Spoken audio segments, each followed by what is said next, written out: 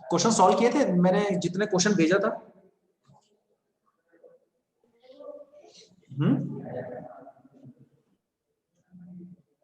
Solve किए थे?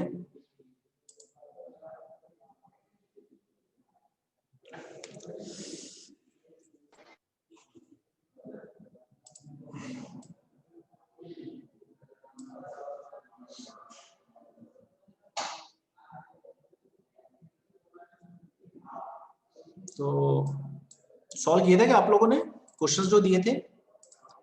क्यों भाई? आर्या, कुसुम, मयंक, प्राची, गुरुआ, सुषमा।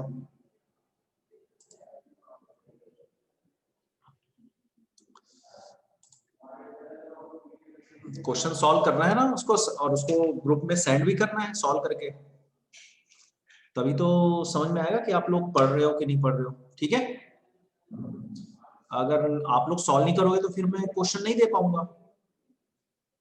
क्यों भाई? तो आज हम लोग देखने वाले हैं potential due to a dipole.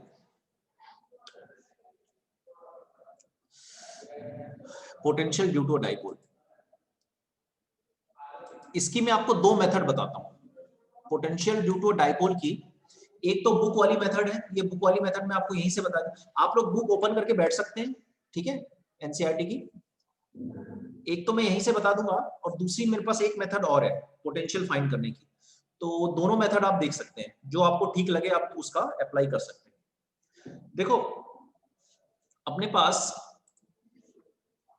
ये एक डाइपोल है, ये एक देखो, ये प्लस चार्ज है, ये माइनस चार्ज है ना, ये अपने पास एक डाइपोल है। इतना सबको पता है कि डाइपोल जो होता है उसका जो डाइपोल मोमेंट है वो माइनस से प्लस की तरफ होता है, तो ये डाइपोल मोमेंट हो गया। अच्छा, टोटल जो लेंथ है डाइपोल की वो 2a हो गई, इसकी a इसकी a, ये भी हमको पता है। ओके, अच्छा, इस चार्ज से हमको इस p पॉइंट पर क्या निकालना है, इस डाइपोल के कारण पोटेंशियल निकालना है। तो मान लिया जो प्लस चार्ज है उसका यहाँ से डिस्टेंस जो है वो r1 है, और माइनस से इसका डिस्टेंस r2 है, और ये जो मिड पॉइंट है यहाँ पे मिड पॉइंट से इसका डिस्टेंस r है। अब हम एक चीज देखो, अगर हम वेक्टर लॉ लगाए, देखो ये एक वेक्टर है इस डायरेक्शन में, इसको ए वेक्टर कह सकते हैं, ये एक वेक्टर है, ये इस डायरेक्शन में इसको आर वेक्टर कह सकते हैं, और ये एक वेक्टर है इस डायरेक्शन में इसको r1 कह सकते हैं। बोलो सही दिख रहा है यहां तक? अगर मैं आपसे पूछूं ट्राइंगल लॉ लगाओ, ट्राइंगल लॉ, ट्राइंगल लॉ पढ़ा है आपने फिजिक्स में, तो vector A plus vector r1 is equal to vector r होगा ट्राइंगल लॉ में। ठीक है, ओके, सो r1 क्या होगा, r1 विल बी -a1। ठीक है, अब अगर हम r1 डॉट r1 ले लेते हैं, ऐसा क्यों करते हैं, देखो किसी भी वेक्टर में अगर उसी वेक्टर का डॉट प्रोडक्ट कर देते हैं, तो आपको पता है ए वेक्टर इस डायरेक्शन में है, तो उसका डॉट लेंगे तो एंगल तो 0 डिग्री आ जाएगा, तो उसका डॉट प्रोडक्ट कर देते हैं तो क्या आ जाता है, a into cos 0, that is a का स्क्वायर, यानी मैग्नीट्यूड आ जाता है एक तरह से। तो किसी भी वेक्टर में उसके दूसरे उसी वेक्टर का मल्टीप्लाई कर डॉट प्रोडक्ट कर देने से उसका मैग्नीट्यूड आ जाता है। तो हमने r1 का मैग्नीट्यूड लाने के लिए r1 का मल्टीप्लाई कर दिया, तो यहां भी किसका मल्टीप्लाई हो जाएगा,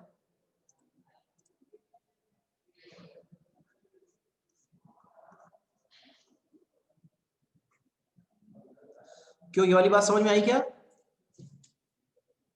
ये वाली बात समझ में आई क्या, यहां तक समझ में आ गया सबको? क्यों यहां तक समझ में आ गया क्या?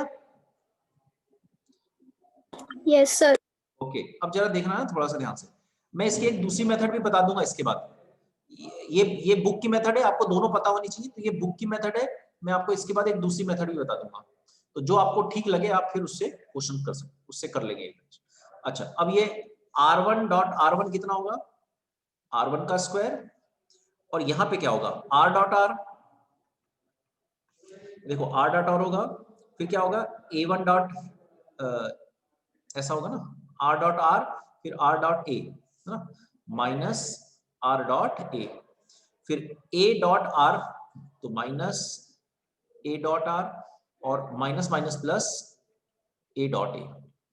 ओके, ये कितना हो जाएगा r स्क्वायर, ये हो जाएगा ये देखो ये वाला कितना हो जाएगा, ये दोनों 2a डॉट r लिख सकते हैं इसको। 2 क्यों लिख सकते हैं, क्योंकि हम लोगों ने पढ़ा हुआ है कि जो डॉट प्रोडक्ट होता है वो कम्यूटेटिव होता है, मतलब a dot b is equal to b dot a, क्योंकि स्केलर क्वांटिटी होती है। लेकिन क्रॉस प्रोडक्ट कम्यूटेटिव नहीं होता ना, ये हमने पढ़ रखा है ऑलरेडी, ये आप लोगों को पता है ना, ये कम्यूटेटिव नहीं होता है। लेकिन ये इसको ऊपर नीचे लिख सकते हैं, तो ये r डॉट a है तो ये a डॉट r है, दोनों को r डॉट a लिख सकते हैं, a डॉट r या r डॉट a लिख सकते हैं। और यहाँ पे क्या आ जाएगा a स्क्वायर। अच्छा अब इसको अपन लिख दें r square plus a square minus a dot r को क्या लिख सकते हैं 2a r और दोनों के बीच का एंगल, तो मान लिया दोनों बीच का एंगल थीटा है, तो r1 square can be written as this. क्या ये वाली बात समझ में आई क्या? ये वाली बात आप लोगों को समझ में आई क्या? ये जो r1 स्क्वायर है यहाँ पे, ये जो r1 स्क्वायर है इसको अपन a square plus r square और दोनों के बीच का जो एंगल थीटा है ये लिख सकते हैं। ओके तो देखो इसी तरह से r2 स्क्वायर को अगर मुझे लिखना है तो पूरा डेरिवेशन नहीं करता, तो r2 स्क्वायर, ये जो r2 स्क्वायर है यहाँ पे r2 स्क्वायर, इसको क्या लिख सकता हूँ r स्क्वायर, ये वाला r स्क्वायर, ये वाला a स्क्वायर और प्लस 2ar cos थीटा। यहाँ प्लस क्यों लगाया जरा देखिए, मैं इसको मिटा देता हूँ ना। देखो प्लस क्यों लगाया है, थोड़ा सा देखो ध्यान से, प्लस क्यों लगाया? प्लस इसलिए लगाया अपन ने कि जब अपन को ये लिखना था ना, ये ऊपर वाला लिखना था, ये लिखना था, तो देखो क्या हुआ था, ये a इधर है, r1 इधर है और ये r इधर है, तो क्या लिखा था अपन ने a plus r1 is equal to r। So r1 को क्या लिखना पड़ा था r माइनस a, तो ये बीच में माइनस आ गया था, इसलिए अपने को अपन ने जब इसको सॉल्व वगैरह किया तो यहाँ पे एक्स्ट्रा ये माइनस आया। लेकिन यहां जब अपन लिखेंगे तो देखो ये a हो गया, ये r2 हो गया और ये r हो गया, तो अब अपन कैसे लिखेंगे a plus r is equal to r2। देखो दोनों फर्क समझ में आ रहा है, यहाँ r1 में क्योंकि यहाँ माइनस आया था इसलिए यहाँ पे माइनस आ गया, यहाँ r2 में यहाँ तो माइनस है ही नहीं, इसलिए इसमें जब सॉल्व करेंगे ऐसे तो यहाँ पे प्लस आएगा। क्या ये वाली बात समझ में आ गई? r2 स्क्वायर में यहाँ प्लस आएगा, r1 स्क्वायर में यहाँ माइनस आएगा, ये वाली बात समझ में आ गई क्या? बोलो। Yes sir. ओके मैं इसको मिटा दे रहा हूं, देखो ये क्या लिखा हुआ है यहाँ पे,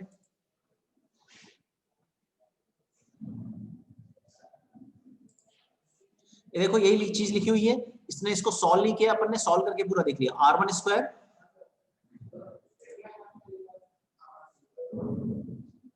है ना, ये देखो कैसा लिखा है इसने, ये r1 square is equal to r square plus a square minus 2ar cos theta, और r2 स्क्वायर को क्या लिखा है a square plus r square, और यहाँ प्लस लगा दिया है। प्लस प्लस क्यों लगाया इसने, क्योंकि यहाँ पे आपको पता है a plus r is equal to r2 हो रहा है।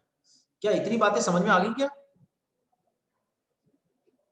ठीक है, ये दोनों इक्वेशन समझ में आ गए। ओके अब जरा देखो ध्यान से आगे, ध्यान से देखना, ये थोड़ा सा हो सकता है कठिन लगे आपको, तो इसके बाद मैं एक मेथड आपको और बताने वाला हूं, लेकिन उतना कठिन नहीं है, थोड़ा सा ध्यान से देखेंगे तो आपको समझ में आ जाएगा। अब देखो इसको ये जो ये है, इसमें से मैंने r स्क्वायर कॉमन निकाला, तो r स्क्वायर कॉमन निकालूंगा तो यहाँ 1 बचेगा, यहाँ a square upon r square बचेगा और यहाँ 2ar है, तो एक r निकल जाएगा, तो यहाँ 2a cos थीटा अपन r बचेगा।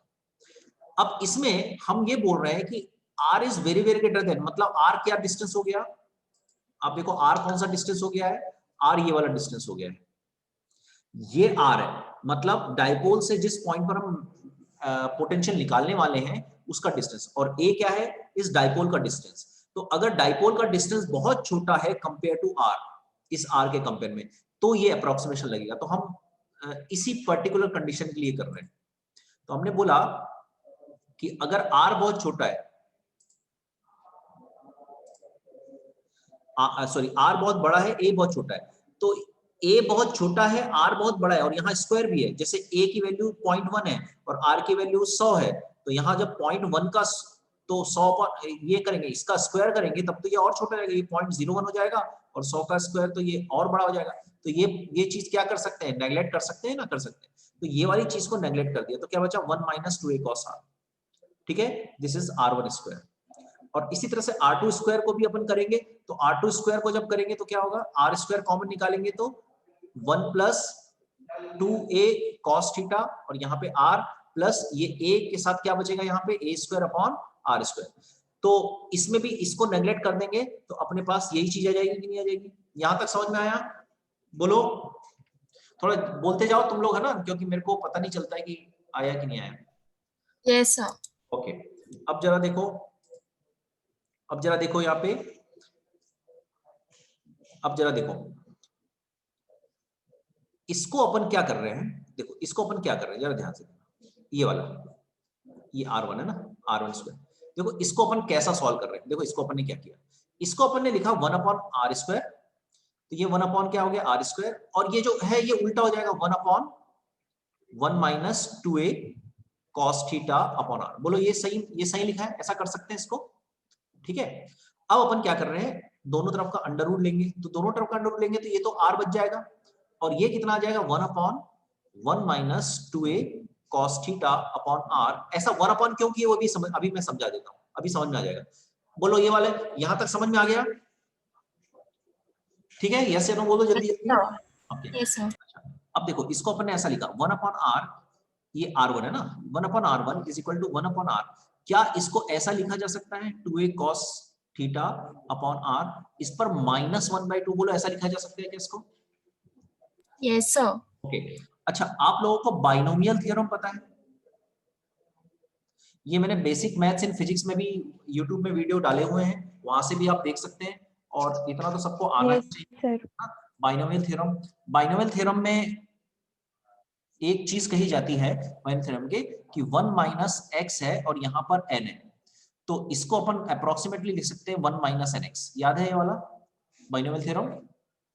ठीक है, तो इसको अपन क्या लिख सकते हैं, 1 upon R1 is equal to 1 upon R, और इस -2 को अपन यहां ले जा सकते हैं, तो ये हो जाएगा 1 plus 1/2 2a cos theta upon R। बोलो सही लिखा है? तो इसको लिख सकते हैं 1 अपॉन R, 1 प्लस 2 से 2 कट जाएगा, a cos theta upon R। अब ये सारा समझ में आ जाएगा कि ऐसा क्यों कर रहे हैं और कहां से कर रहे हैं। बोलो ये इक्वेशन समझ में आई क्या? Yes sir. ओके, अब जरा देखो, आप अपनी बुक में भी देख सकते हैं, है ना, ये देखो क्या बोल रहा है, यूजिंग बाइनोमियल थ्योरम। तो बाइनोमियल थ्योरम अगर इसमें यूज करेंगे तो इसने देखो डायरेक्टली लिख दिया यहाँ पे, ये लिख दिया डायरेक्टली, जो अपना ऐसा पूरा सॉल्व करके आया ना, इतना सारा पूरा सॉल्व करके आया, उसने डायरेक्टली लिख दिया है। बोलो ये चीज समझ में आई? देखो ये देखो यही आई, 1 upon R 1 plus a by R cos theta. समझ में आ गया क्या? Yes sir. ओके, अच्छा अब जरा देखो यहाँ पे R2 में क्या होगा, R2 में क्या लिखा है देखो, R2 में यहाँ पे प्लस है, तो अगर मैं इसी को R2 कर दूंगा तो यहाँ पे प्लस हो जाएगा, तो यहाँ R2 होगा तो यहाँ प्लस हो जाएगा, तो यहाँ प्लस हो जाएगा। अब ये माइनस यहाँ आएगा तो यहाँ पर माइनस है, क्योंकि ये माइनस के, ये माइनस आएगा ना यहाँ पे, तो यहाँ माइनस आएगा, तो R2 वाले में यहाँ माइनस आ जाएगा। तो देखो R2 वाले में 1 अपॉन R2 वाले में यहाँ पे माइनस आ गया है, 1 minus a by R cos theta. ठीक है, ये वाली दोनों चीज समझ में आ गई, कैसे आया 1 अपॉन R1 1 अपॉन R2, बात समझ में आई क्या? जल्दी बताओ। ये देखो ये पूरा डराइव करके अपन ने समझ लिया है ना, ये इसमें डायरेक्टली लिख दिया है, इसलिए थोड़ा एनसीईआरटी कठिन हो जाती पढ़ना, वो क्या कई चीजें बिल्कुल डायरेक्ट लिख देता है। यहां तक समझ में आ गया सबको? ओके, अच्छा अपना एम क्या है बताओ, अपना एम क्या है?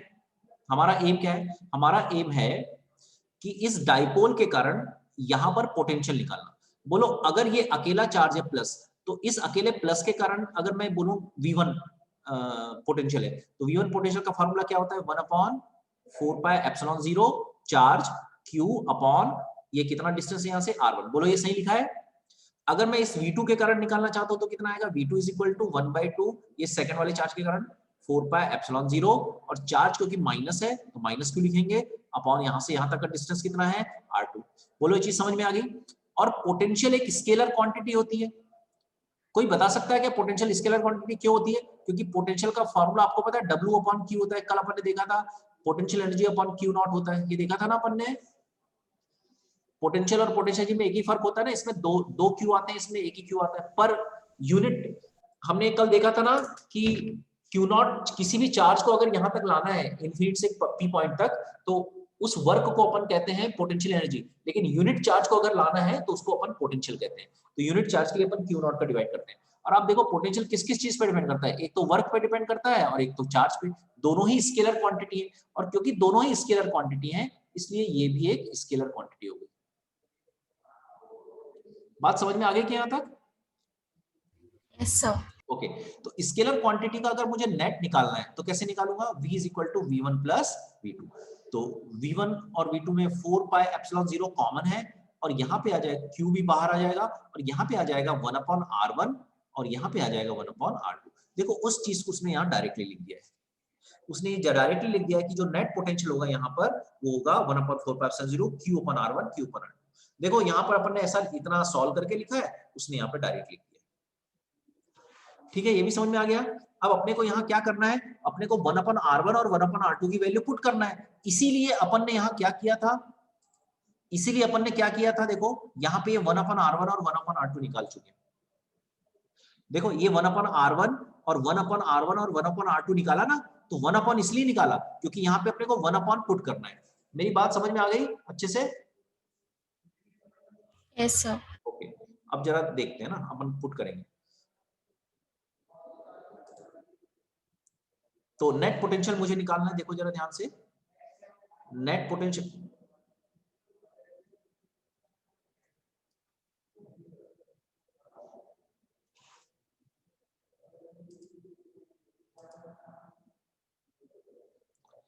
क्या हो गया?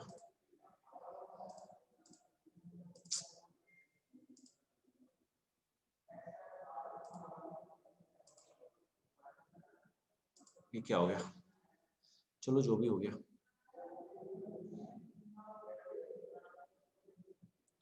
क्या हो गया यार?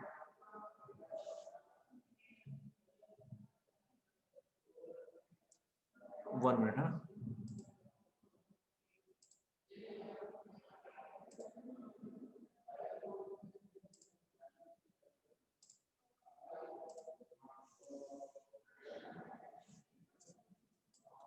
ये क्या क्या हो रहा है यार?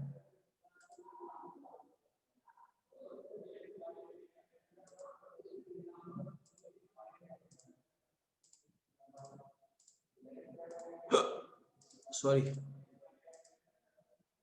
आई थिंक अब क्लियर हो गया।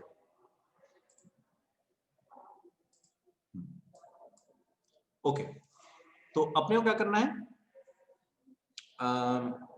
पोटेंशियल निकालना है। तो पोटेंशियल क्या क्या अभी अपन ने निकाला था?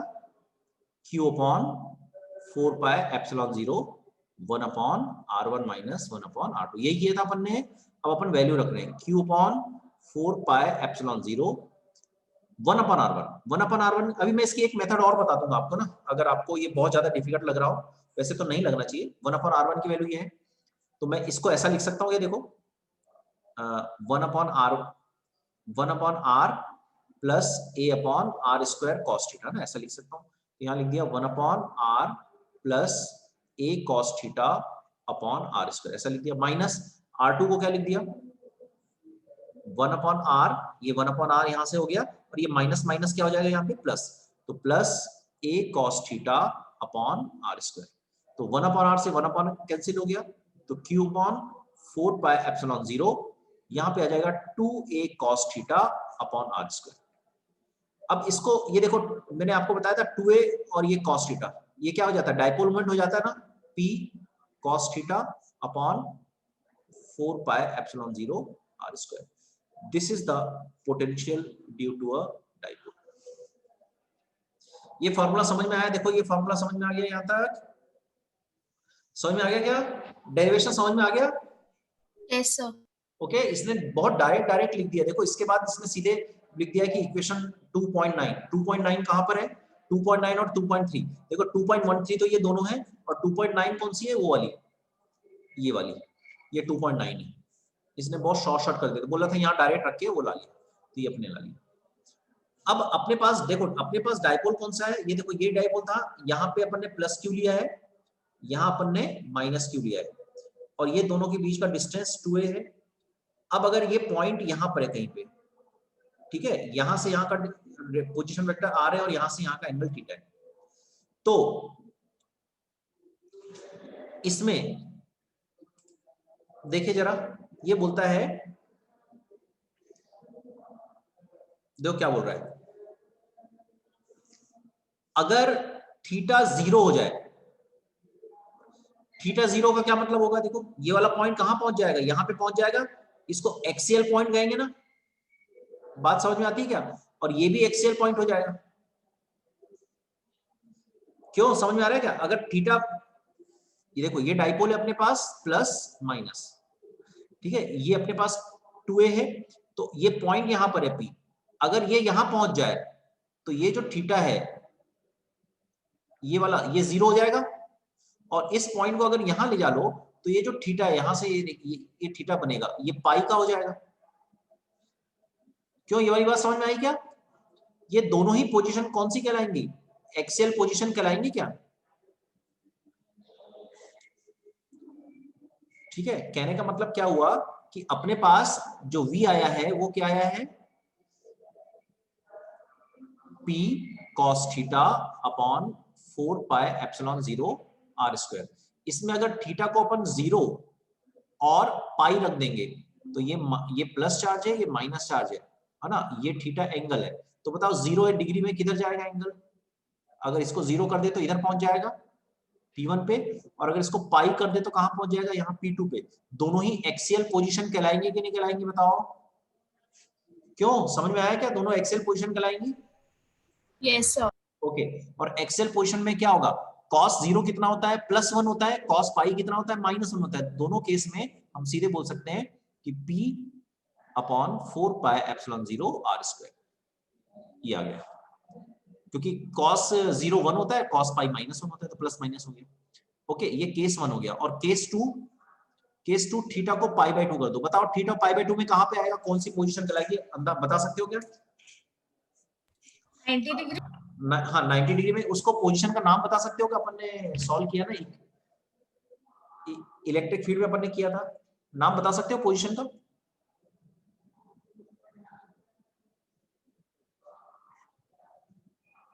उस पोजीशन को अपन क्या कहते हैं, नाम बता सकते हो, इक्वेटोरियल कहते हैं कि नहीं कहते हैं, याद है, यस सर। इक्वेटोरियल कौन सी होती है, जैसे यहाँ पे माइनस रखा है, यहाँ प्लस रखा है, तो इक्वेटोरियल पोजीशन कौन सी होती है, ये दोनों को 2a से शो करते, तो ये जो पोजीशन होती है P पॉइंट यहाँ पर, ये 90 डिग्री पर, इसको इक्वेटोरियल पोजीशन कहते हैं। अगर 90 रख दें तो cos 90 कितना होता है, बताओ जल्दी से, cos 90 कितना होता है, 0, तो पोटेंशियल कितना हो जाएगा, 0, तो इक्वेटोरियल पोजीशन पे पोटेंशियल कितना होता है, 0। बात समझ में आ रही क्या, डाइपोल का इक्विपोटेंशियल सरफेस पर पोटेंशियल कितना होता है, 0। क्यों, ये वाली बात समझ में आ गई क्या, Yes, sir. ओके। तो अपना अपना जो रिजल्ट आया है, एक बार रिजल्ट अपन देख लेते हैं क्या क्या आया ना, फिर उसको अपन एक एक मेरे पास एक मेथड और है समझाने की, तो उस मेथड से भी मैं आपको समझा दूंगा। देखो रिजल्ट क्या क्या है अपने पास, अगर यहाँ पे हमने एक ले लिया प्लस साइन क्यू चार्ज, यहाँ पे हमने ले लिया एक minus sign minus Q charge, दोनों के बीच का डिस्टेंस 2a बोल दिया, और यहाँ से यहाँ पर एक P पॉइंट ले लिया, और यहाँ से एंगल थीटा है, तो हम बोलते हैं इस P पॉइंट पर जो पोटेंशियल होगा वो कितना होगा, 1/4 pi epsilon 0 P cos theta upon r square, ठीक है, r क्या है, ये वाला डिस्टेंस। अच्छा, इसी को अगर इक्वेटोरियल पे ले लें, एक्सियल पोजीशन पे ले लें, एक्सियल पोजीशंस, अगर एक्सियल पोजीशंस पे ले लें तो क्या मिलेगा, एक्सियल पोजीशन कौन सी कहलाएगी, ये P1, और यहाँ पे जो P2 है इसमें एक्सियल पोजीशन है, P1 में जो एंगल है वो 0 हो जाएगा, और P2 में जो एंगल है वो पाई हो जाएगा, यह समझ में आई। तो उस पोजीशन में जो होगा plus minus P 4 pi epsilon 0 r square होगा। बोलो यहां तक समझ में आ गया। और अगर इक्वेटोरियल पोजीशन बता दें तो इक्वेटोरियल पोजीशन में क्या होगा, इक्वेटोरियल पोजीशन में ये यहाँ पे आ जाएगा, तो ये एंगल कितना हो जाएगा, 90 डिग्री, तो उसमें जो थीटा हो जाएगा वो 90 डिग्री हो जाएगा। उस केस में v जो होगा वो कितना होगा, 1/4 सॉरी, उस केस में v 0 हो जाएगा। v 0 क्यों होगा, क्योंकि cos 90 0 होता है। इतनी चीज समझ में आ गई क्या, यही रिजल्ट है हमारा। Yes, sir. ओके, अब इसको सॉल्व करने की मैं एक मेथड और बता देता हूँ, method 2।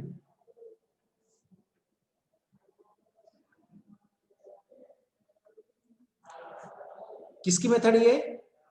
To find potential due to a dipole. Dipole के कारण कितना पोटेंशियल होगा वो निकालने की मेथड। तो अपन सबसे पहले क्या करते हैं, केस 1 ले लेते हैं। केस 1 मतलब एक्सियल पॉइंट अलग से ले लेते हैं, एक्सियल पोजीशन। एक्सियल पोजीशन में हम बोलते हैं कि ये माइनस चार्ज है, ये प्लस चार्ज है, इनके बीच का जो डिस्टेंस है वो कितना ले लिया है, 2a। और मान लिया यहाँ पे हमने एक पॉइंट ले लिया P, सेंटर से इस पॉइंट का जो डिस्टेंस है वो कितना है, r बोल दिया। तो ऑब्वियसली ये वाला डिस्टेंस r माइनस a हो जाएगा, क्योंकि ये a होगा तभी 2a होगा। और अगर यहां से डिस्टेंस ले लें तो ये r प्लस a हो जाएगा। इतना सबको पता है अच्छे से। अब इसको फर्स्ट चार्ज मान लेते हैं, इसको सेकंड चार्ज मान लेते हैं। तो v1 जो निकलेगा वो कितना निकलेगा, 1/4 पाई एप्सिलॉन 0 v1। यहां से यहां तक का डिस्टेंस कितना है, चार्ज तो q ही है लेकिन माइनस चार्ज है, माइनस चार्ज के माइनस लगेगा और डिस्टेंस कितना हो जाएगा, r प्लस a। और v2 कितना निकलेगा, 1/4 पाई एप्सिलॉन 0 प्लस q, ये प्लस q चार्ज है और डिस्टेंस कितना होगा इसका, r माइनस है, क्योंकि r माइनस है डिस्टेंस पर है। तो टोटल पोटेंशियल कैसे निकालते हैं, v1 प्लस v2। तो अपन ने q/4 पाई एप्सिलॉन 0 तो कॉमन ही हो जाएगा दोनों में। ऊपर क्या बचेगा, r minus a minus 1/r plus a, ऐसे ही बचेगा। तो ये हो जाएगा q/4 पाई एप्सिलॉन 0। ये देखो ये वाली चीज ऊपर जाएगी, r plus a minus r minus a, ऐसी होगा, divided by r square minus a square, ऐसी होगा। तो ये हो जाएगा q, देखो ये r से ये वाला r कैंसिल हो जाएगा, ये हो जाएगा 2a divided by 4 pi epsilon 0 r square minus a square. ये वाली बात समझ में आ गई क्या यहाँ तक? अब मैं अब हमने याद करो, वो जो हमने जो सारा डेरिवेशन किया था, वो डेरिवेशन किसके लिए किया था, उसमें कंडीशन हमने क्या लगा दी थी, उसमें ये वाली कंडीशन लगाई थी ना कि r is very very greater than, ये कंडीशन लगाई थी, r is very very greater than a। ये जो r है, ये वाला डिस्टेंस इस a से बहुत बड़ा है, तो यहाँ भी लगा दें। अगर ये r a से बहुत बड़ा हो जाएगा तो इस a को नेगलेक्ट कर सकते हैं, तो अपने पास क्या आ जाएगा, अच्छा q इंटू 2a क्या हो जाएगा, p अपॉन नीचे क्या आ जाएगा 4 पाई एप्सिलॉन 0, और ये r बहुत बड़ा हो जाएगा a से, तो यहाँ पे क्या आ जाएगा r square, and this is the potential. ये एक्सियल पोजीशन। अगर इसी पॉइंट को यहाँ ले लेंगे तो माइनस में आंसर आ जाएगा, वो अपन कर सकते हैं। तो ये अपना एक्सेल पोजीशन भी यही निकाला था, देखो एक्सेल पोजीशन पे प्लस माइनस यही निकाला है, और देखो अपने पास ये आ गया। तो अपन ऐसा भी कर सकते हैं एक्सेल पोजीशन के लिए। क्यों, समझ में आया क्या बात, समझ में आ गया कि ये मेथड?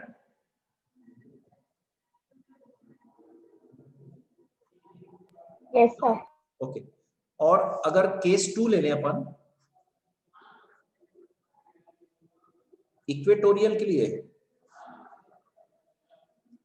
इसमें अपन एक्सेल और इक्वेटोरियल पहले निकाल रहे हैं। तो देखो यहाँ माइनस है और यहाँ प्लस है, इनके बीच का डिस्टेंस अपन 2a बोलते हैं। ये सेंटर होता है, सेंटर से यहाँ पे जो भी पॉइंट हम लेंगे वो एक्सेल पोजीशन होता है। तो यहाँ मैंने p पॉइंट लिया, तो देखो यहाँ से r डिस्टेंस पॉइंट ले लिया, ये a है, तो ये वाला डिस्टेंस कितना हो जाएगा, under root a square plus r square हो जाएगा। और यहाँ से यहाँ का डिस्टेंस कितना हो जाएगा, under root a square plus r square हो जाएगा। ये वाली बात समझ में आती है क्या? Yes, sir. ओके, इसको फर्स्ट मान लिया, इसको सेकंड मान लिया। तो P पर पोटेंशियल कैसे निकालेंगे, V1 प्लस V2। और पोटेंशियल निकालने का फॉर्मूला क्या होता है, 1/4 पाई एप्सिलॉन 0। इस पर चार्ज कितना है, minus q upon under root a square plus r square, यहाँ से यहाँ का डिस्टेंस, और प्लस ये 1/4 पाई एप्सिलॉन 0। यहाँ पे चार्ज कितना है, प्लस q अपॉन ये वाला डिस्टेंस कितना हो जाएगा, under root a square plus r square. आप देखो दोनों ही कैंसिल हो जाएंगे और आंसर आ जाएगा 0। यही हमारा रिजल्ट यहाँ पे आया था कि इक्वेटोरियल पोजीशन में पोटेंशियल 0 होता है। बोलो ये बात समझ में आ गई क्या? Yes. और किसी भी पॉइंट पर, और इसी में अगर हमको किसी भी पॉइंट पे निकालना है,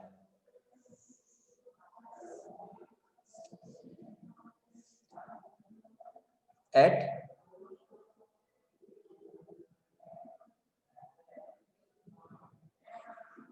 एट अ जनरल पॉइंट। अगर किसी पॉइंट पे निकालना है, जैसे यहां से यहां तक, इस पॉइंट पे निकालना है मान, और ये वाला पॉइंट यहां से कितने एंगल पर है, यहां से थीटा एंगल पर है, ठीक है, यहां से r डिस्टेंस पर है। तो ऐसा निकालने के लिए हमको क्या करना पड़ता है, थोड़ा सा समझे। देखो ये जो है, ये डाइपोल है ना इस तरफ P, तो वेक्टर कहता है कि इसको मैं दो पार्ट में डिवाइड कर सकता हूं, एक इस पार्ट में और एक इस पार्ट में। यहां से थीटा एंगल बना रहा है, ये वाला थीटा ले लो, कोई बात नहीं। तो ये जो थीटा वाला होता है इसको क्या बोलते हैं, P cos थीटा, और ये जो थीटा वाला नहीं होता है इसको P sin थीटा बोलते हैं कि नहीं बोलते हैं। तो अगर आप देखेंगे P cos थीटा के लिए ये जो पॉइंट है ये एक्सियल पॉइंट हो जाएगा, और इसके लिए ये इक्वेटोरियल पॉइंट हो जाएगा। बोलो सही बात समझ में आ रही है क्या? इस वाले के परपेंडिकुलर डायरेक्शन में है ना, ये परपेंडिकुलर डायरेक्शन में है ना इसके, तो इसके लिए इक्वेटोरियल हो जाएगा, और इसके लिए कौन सा पॉइंट हो जाएगा, एक्सियल। तो अभी अपन ने बोला कि इक्वेटोरियल का तो 0 हो जाता है, तो इसका तो यहाँ 0 पोटेंशियल हो जाएगा, और एक्सियल वाले का क्या होगा, एक्सियल वाले का क्या फॉर्मूला होता है, एक्सियल वाले का भी अपन ने निकाला था, देखो एक्सियल वाले का P हो जाता है और नीचे 4 पाई एप्सिलॉन 0 r स्क्वायर हो जाता है, तो यहाँ हो जाएगा P। लेकिन ये डायपोल कौन सा है, P cos थीटा, तो P cos थीटा हो जाएगा upon 4 pi epsilon 0 r square हो जाएगा। और आप देखो यही फॉर्मूला हमने यहाँ पे डेराइव किया था, यही फॉर्मूला डेराइव किया था। तो जो बुक में दिया है, ये जो बुक की मेथड है, ये जो अपन ने डेराइव किया था ये बुक की मेथड थी। बुक की मेथड बोलता है पहले इसको डेराइव करो और फिर दो स्पेशल केस ले लो, और हमारी मेथड क्या कहती है, पहले दोनों अलग अलग डेराइव करो और फिर दोनों का रिजल्टेंट ले लो। क्यों, यहां तक समझ में आया क्या? Yes sir. पक्का ना? कोई डाउट किसी को? एक क्वेश्चन करोगे?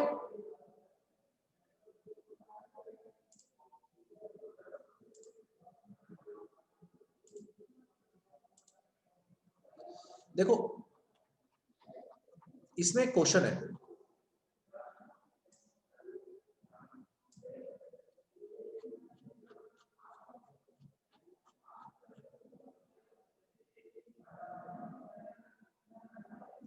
अच्छा इसको ऐसा करता हूं, मैं आपको होमवर्क के रूप में देता हूं, ठीक है। एग्जाम्पल 2.2 ये होमवर्क के रूप में है, आप इसको सॉल्व कर ट्राई करके देखेंगे, अगर समझ में नहीं आता तो कल फिर से पूछेंगे। क्यों, इतना कर सकते हो? Yes sir. चलो मैं यहाँ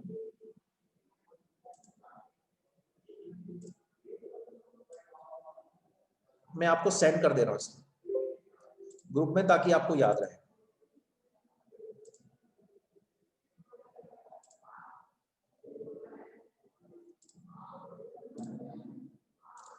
ओके, अच्छा इसमें एक चीज और है जो हमको अच्छे से समझ में आनी चाहिए, वो है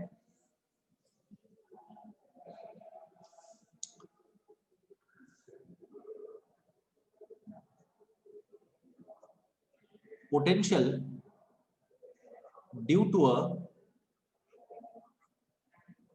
सिस्टम ऑफ चार्जेस।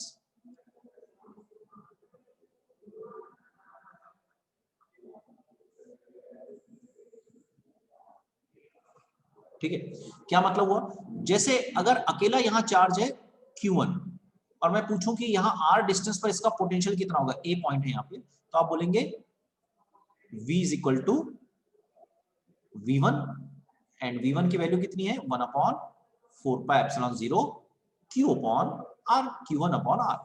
लेकिन R1 डिस्टेंस है ना, लेकिन मैं यहां एक चार्ज और रख दूं,